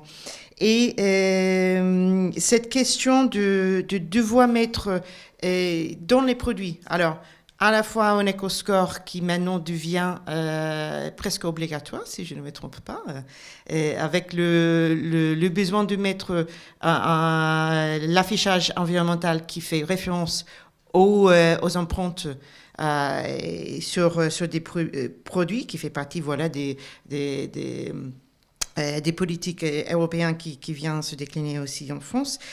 Et ces labels avec un mot qui représente une marque privée et les applications sont toutes façons de communiquer de manière différente. Qu'est-ce que ça veut dire, ce concept agroécologique? Et les consommateurs d'aujourd'hui lisent ces éléments de manière très différente. Comme je disais, les labels qui sont des marques, c'est une forme de confiance qui sort parce que c'est plutôt dans un circuit qui est peut-être moyen au cours. Et les éco-scores sont des formes d'affichage sur quelque chose qui fait un lien avec plutôt le climat, peut-être éventuellement la biodiversité des autres éléments. Et les applications qui sortent essaient de mettre toutes ces informations ensemble. Et il y a pas mal des applis qui commencent pour un peu inclure des éléments sur les Open Food Facts, qu'on peut utiliser les codes barres pour scanner les produits. Tous ces éléments qui sont en train de sortir veut dire qu'il y a vraiment un niveau d'information, un niveau du consommateur qui est beaucoup plus élevé. Et alors, la capacité pour différencier entre ces différentes formes de labels crée une complication un peu plus élevée qui ne clarifie pas effectivement qu'est-ce que c'est derrière. Et c'est pour ça que je reviens sur les questions des marques et l'utilisation des applis à l'intérieur d'un certain nombre de circuits qui arrivent à communiquer de manière un peu plus directe entre les acteurs qui sont concernés, qui racontent des histoires, effectivement. Et c'est ça quelque chose qui arrive à porter en communication un peu plus lisible par rapport à ça. Je ne sais pas si c'était la question là. Mais c'est une réponse, comme disait Marché. Tu voulais compléter, Louis-Jean? Et Sébastien, oui, puis il y a Sébastien. Juste un mot pour dire qu'il me semble qu'il y a une évolution qui est importante dans ces histoires-là. C'est qu'on passe d'un schéma dans lequel on va peut-être passer d'un schéma dans lequel, au fond, l'étiquetage, à travers les labels, etc., repose plutôt sur la conformité des cahiers des charges, donc en fait sur des engagements de moyens, vers un affichage, et si l'affichage environnemental se met en place, qui va être non pas sur des engagements de moyens, mais sur des impacts et des résultats. Et donc ça, c'est quand même un déplacement important du point de vue de ce qui va être donné aux consommateurs, l'information qu'on va donner aux consommateurs, et qui du coup élargit beaucoup, je pense, les outils d'incitation du côté de l'offre, parce que c'est plus simplement être ou ne pas être dans un label, mais c'est sur l'ensemble des leviers d'action qui vont permettre de déplacer sur l'ensemble de l'offre. Et donc je pense que là, il y a quand même un changement assez important qui pourrait s'opérer et qui pourrait du coup de cette manière bénéficier à l'agroécologie dès lors qu'elle fait la démonstration que ses impacts en termes CO2, en termes biodiversité, etc., sont meilleurs que le reste. Sébastien ? Merci. Peut-être un peu dans le prolongement de l'intervention précédente ou de la réponse précédente, je voulais revenir un peu justement sur ce qui est fait côté État, à la fois pour répondre à cette question de la notoriété, de la communication vis-à-vis des consommateurs, à la fois du côté des labels publics et puis du côté de l'affichage environnemental. Effectivement, il y a à la fois un travail sur la notoriété des labels publics avec des actions de communication qui sont financées et qui ont plutôt vocation à se renforcer, et avec effectivement des labels où on va avoir clairement des pratiques particulières sur lesquelles on va pouvoir communiquer, faire connaître, et donc avoir un travail un peu de pédagogie auprès du consommateur sur qu'est-ce que concrètement les agriculteurs ont mis en place pour améliorer leur performance. Et puis une logique qui est un peu différente, qui est celle, ou même assez fortement différente, qui est celle de l'affichage environnemental, où effectivement on va plutôt primer un résultat avec un système très très synthétique, alors souvent avec des codes couleurs, des lettres, et où on va mélanger aussi des performances de nature différente. On va accumuler du climat, de la biodiversité, enfin, etc., etc. Et ce qui pose plusieurs questions, enfin, ce qui à la fois peut être un gage de simplicité et de répondre un peu à une difficulté de discuter, d'échanger avec le consommateur. Enfin, on l'a vu avec le Nutri-Score. Le Nutri-Score, ça a des impacts à la fois sur la composition des caddies, les formulations par les industriels. Donc c'est pas quelque chose, ça joue sur l'offre alimentaire. Mais aussi une question un peu à la fois de lien avec l'agroécologie. C'est-à-dire que si vous voulez être par exemple très très bon sur le climat, c'est pas forcément que par l'agroécologie que vous pouvez y arriver. Et c'est peut-être même pas par l'agroécologie que vous allez le mieux y arriver. Et donc il y a un peu cette question à la fois de quel peut être le jeu de critères à définir qui soit véritablement vertueux au regard d'une transition agricole alimentaire qu'on souhaite. Et donc ça, c'est très compliqué parce que de fait plein de critères qui sont un peu contradictoires, des positions très différentes selon les filières, etc. Le classement des produits nationaux versus des produits importés, etc. Donc, et puis aussi la transparence, parce que qu'est-ce qu'il y a à comprendre à un jeu de couleurs Et donc ça, c'est à la fois un outil très puissant, donc, sur lequel d'ailleurs il y a un engagement de l'État, donc il n'y a pas de difficulté, mais aussi une vraie difficulté, je pense, ou un vrai défi à relever collectivement sur comment est-ce qu'on peut tirer quelque chose de véritablement positif à la fois pour nos agriculteurs, nos filières et le consommateur, et pas juste noter les feux tricolores et ne pas embarquer ni l'agriculture ni la filière. Merci. Alors, il y a une dernière question. D'accord. Comme vous voulez, en fait. Après, on va manger, c'est ça? Après, il faut dire 3 mots de conclusion et on va les manger. Donc, on va prendre les 2 questions. Ma question on va prendre les 2 à la queue leu, comme ça, et on fera une réponse groupée. Vas-y, Cécile. Ah, d'accord. Ok. Bonjour et merci beaucoup pour cette étude très complète et éclairante. Ah oui, d'accord. Faut dire qui tu es. Cécile Douanel-Mondelez. Donc, on représente la filière Harmonie pour du blé durable en Europe. J'avais une question pour Justine au sujet du rôle des distributeurs. Justement, quand on parle d'approche systémique, je suis complètement alignée sur le fait que quand on parle d'agroécologie, l'approche systémique à l'échelle d'une rotation, par exemple, est absolument indispensable. Et dans ce cadre-là, on sait c'est pas facile, surtout quand on porte une filière, effectivement, nous, en l'occurrence, sur le blé. Donc, à votre avis, est-ce que les distributeurs ont un rôle pour justement créer ces ponts entre filières, entre acteurs? Et si oui, lequel? Donc ça, c'était la première des 2 dernières questions. Et donc la deuxième des 2 dernières, donc la vraie dernière. Oui, merci beaucoup pour la qualité des échanges et du débat. Donc moi, je suis producteur pépiniériste. En Normandie, je produis des palmettes fruitières, donc des arbres fruitiers en forme palissée. Et donc mon entreprise est certifiée HVE depuis juillet dernier. Et en fait, je trouve que le débat est centré plutôt sur l'aval.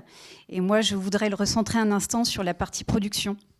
Pour vous évoquer en fait que l'agroécologie requiert une technicité accrue dans la conduite de nos systèmes de production. Et donc des compétences nouvelles qui ne sont pas forcément celles de nos agriculteurs aujourd'hui. Et donc je pense que les pouvoirs publics devront investir dans la formation auprès de nos agriculteurs pour pouvoir générer ce changement et développer l'agroécologie en France. Merci, c'est une très bonne question. Et d'ailleurs, ça fait partie explicitement des propositions qui sont faites dans le cadre de la loi d'orientation et d'avenir agricole, avec effectivement, il y a un groupe recherche, innovation, et où il y a une dimension formation initiale, mais aussi formation continue, et comment on arrive à faire en sorte de développer les outils pour que les innovations arrivent de façon quasi automatique aux agriculteurs, avec des remontées beaucoup plus rapides, et potentiellement réfléchir à d'autres modalités en matière d'outils d'aide à la décision. Donc il y a tout un corpus qui est proposé autour de ça, avec certaines idées qui sont relativement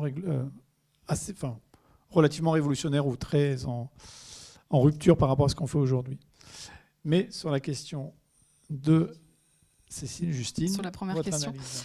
Alors moi, je suis convaincue que la grande distribution a un rôle à jouer effectivement dans ce maillage interfilière. Pour plusieurs raisons. Déjà par la proximité aux consommateurs, hein, donc le fait d'être en bout de chaîne, donc de pouvoir en fait mieux appréhender l'attente consommateur derrière, mais aussi parce qu'on a un pouvoir de dialogue et on a des échanges commerciaux avec tous ces fournisseurs-là qui sont eux-mêmes impliqués dans différentes filières. Et donc le fait d'avoir des échanges et des dialogues, c'est la base en fait du travail collectif. Donc oui, pour moi c'est évident qu'il faut absolument avancer dans ces réflexions-là et peut-être en plus du travail qu'on fait par filière, pouvoir avoir ces échanges de filières. Et ce qu'on souhaite faire, c'est justement commencer à solliciter les partenaires qui sont dans cette démarche-là de co-construction pour qu'on puisse se mettre autour de la table et vraiment avancer dans les sujets. Donc, avec plaisir d'échanger par la suite. Florence, tu veux rajouter un dernier mot? Non, mais par rapport à la formation, je pense que c'est un de nos enjeux majeurs qu'on a face à nous. Il y a la recherche, il y a la formation, évidemment.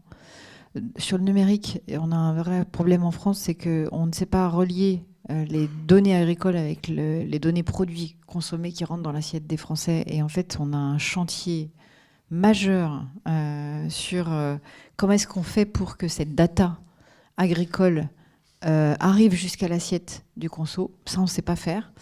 Et j'avais un dernier point sur la partie production, enfin déploiement de la formation, où effectivement c'est en lien avec l'approche du risque.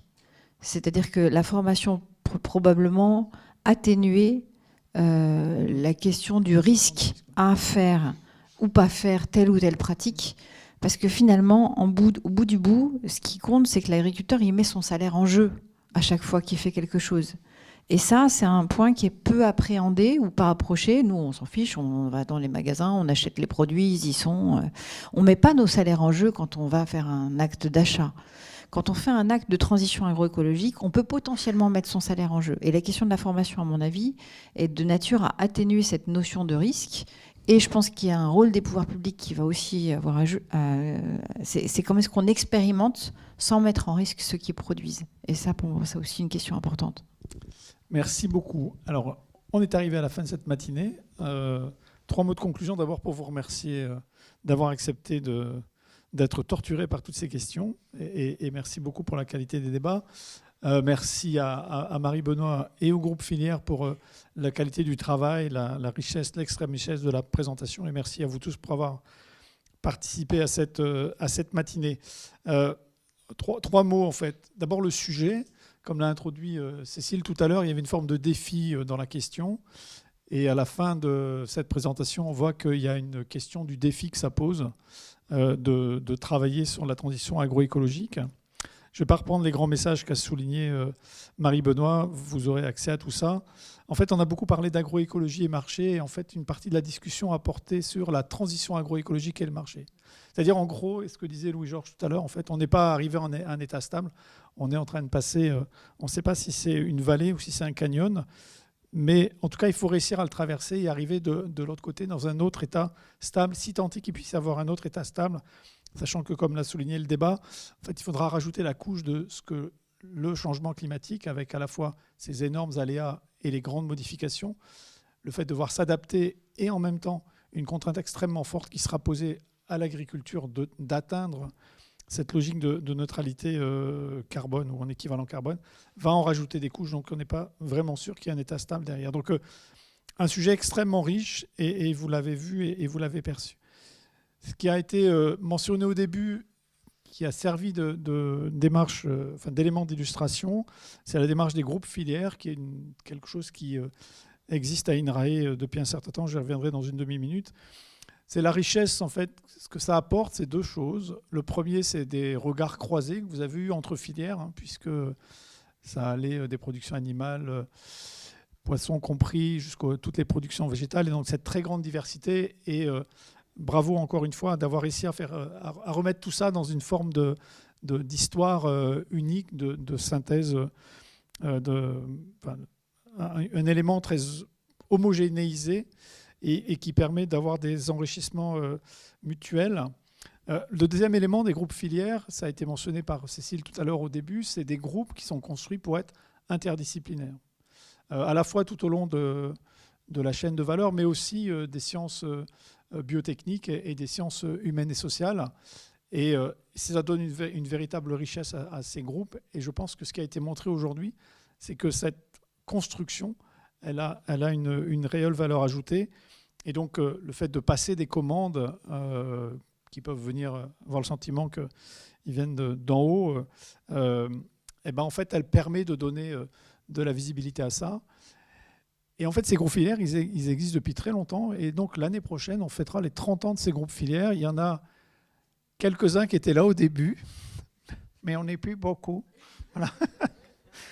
Qui étions là depuis le début. Non, en fait, c'est une expérience assez stimulante d'avoir vu ces groupes évoluer. Donc, un réel intérêt de cela. Donc, ce travail, il aura une valorisation. Donc, il est prévu que ça soit publié, ça sera mis à disposition, une publication globale, une mise en valeur de ce que chacun des groupes aura fait sur son secteur, sur les cas d'études qu'il a portés et comment il le remet en situation. Valorisation inattendue, c'est que ça pourrait servir à un travail du CGAER et l'Assemblée générale du CGAER, dont Alain Monnier, ici présent, est le vice-président, le président étant le ministre, et donc il était retenu aujourd'hui. Voilà. Mais ça veut dire qu'en gros, ça vient alimenter les réflexions du Conseil général, qui est une instance qui irrigue la réflexion de l'État. Et je trouve que c'est aussi une valorisation qu'on peut avoir. Donc voilà, ça c'est pour la matinée. Alors pour les groupes filières, un message particulier. Vous avez presque fini ce travail-là. Rassurez-vous, il y aura une commande à suivre, puisque la créativité de la DS agriculture et des DS en général est presque sans limite. Et donc, attendez-vous au pire et vous ne serez pas déçus. Et sur ces quelques mots pour vous faire sourire, je vous invite à aller déjeuner. Et je remercie ce que je n'ai pas fait. Merci à Véronique qui a organisé de main de maître cette matinée de restitution avec Marie Benoît, avec Cécile et avec quelques autres. Merci beaucoup. Et puis, bon appétit. Et bon appétit aux ceux qui sont à distance. Au revoir.